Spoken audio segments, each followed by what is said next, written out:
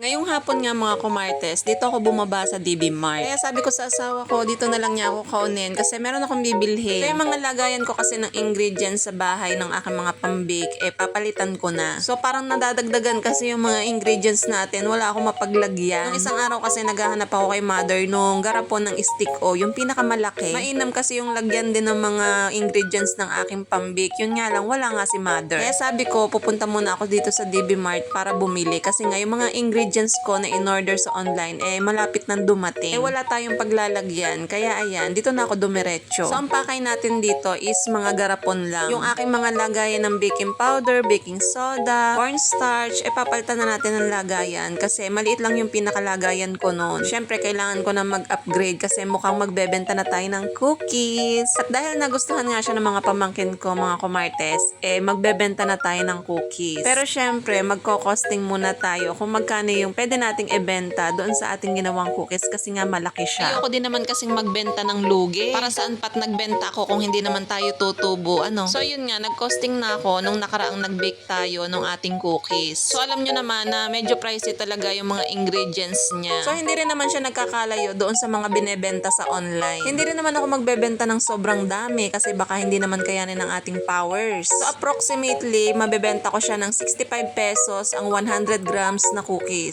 So ayun yung classic ha, yun yung walang halong ibang flavor. Yung iba kasi kaya nagmamahal na, may halo na siyang iba't ibang flavors. So yung iba, cookies and cream, rocky road, may matcha, and so on and so forth. Ayan, iba't ibang flavor ng cookies. So dun muna tayo sa classic na pinakakilala ng lahat. Hindi ko alam kung saan ko siya ibebenta, pero syempre, iaalokin ko yung mga katrabaho kong masisiba. Charot. Tsaka syempre, kay mother, doon sa tindahan niya. Syempre, magpapaskil ako doon ng cookies for sale. So malay nyo, pag dumating yung mid-year natin, makabili na ako ng heavy duty na mixer. Charis! Pero hindi yun joke, sana. Para mas madami pa tayong maibake na cookies. So alam nyo naman, mahirap din ang mano-mano. Kapag ka meron tayong heavy duty na stand mixer, edi salin lang tayo ng salin. So ito nga mga kumartes, umorder ako sa online nitong strainer na to kasi pangsala ng harina. So akala ko yung na-order ko sa online, ganito kalaki. Na it's a prank ako dahil sobrang late nung na-order ko. Sabi ko nga, parang sa asawa ko lang yun kasi parang pansadlok ng isda sa aquarium. Ang dami kong inikutan, no? Pero ang hanap lang naman natin dito, garapon. Ewan ko ba, kayo din ba? Kasi ganito ko kapag ka namimili kung ano-ano yung dinadaanan ko. Kaya yung asawa ko nayayamot sa akin pag-aantay kasi ang tagal ko daw. So dito, marami naman tayong pagpipilian pero ang gusto ko lang is plain, yung walang kulay. Kaya pumili ako dyan nung plain lang. Pero sayang, bet ko pa rin sana yung pink. Dito kasi yung mga garapon sa DB Mart, mga mura yung mga lagayan na ganyan. So ang kailangan ko nga is 3 maliliit tapos 2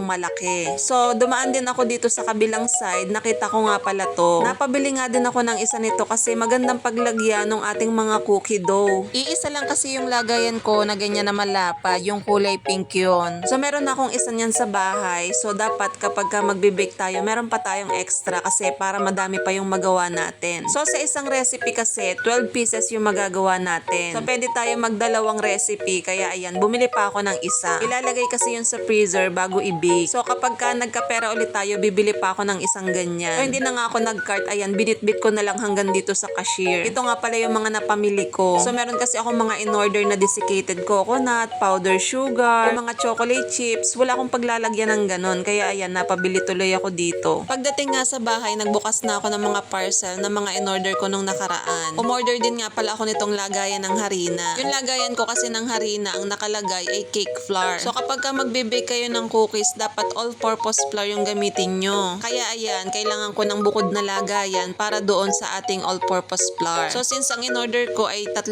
kilo na, siguro naman kasya na yun dito. Maganda nga rin to kasi kasya dito yung isang buong gardenia. Pero syempre, mas bet kong lagyan niya ng harina kasi kasyang-kasya dyan yung measuring cup. So mas gusto ko yung malalapad yung bunganga para hindi na ako mahirapang magtakal. So ito, sa online ko to nabili at hindi sa DB Mart. Yung mga ganito kasing design, wala doon. So next naman, ito naman yung in-order ko na mga chocolate chips. Umorder din ako ng chocolate bar na ilalagay natin sa cookies. So ito nga pala Burleys, yung nakalagay dun sa in-order ko. Siguro narepack na lang nila to. 500 grams na nga pala yung in-order ko. Tapos ito naman yung in-order ko na chocolate bar. 1 kilo na nga pala yung in-order ko. Mga ilang recipe din ang magagawa nito doon sa ating cookies. Yung binili ko kasi sa Pure Gold, half kilo lang yun. Nag-bake nga tayo ng cookies, kalahati nun ang nagamit ko. Sa chocolate chips naman, halos maubos naubos ko yung isang pack ng Goya. So ito yung Fuji, pang bake talaga siya. Ito ay hindi masyadong matamis. So ang mahalaga, semi-sweet chocolate yung ilalagay nyo sa ating mga cookies para hindi ganong katamis. So ang nagpapatamis na lang doon yung mga toppings.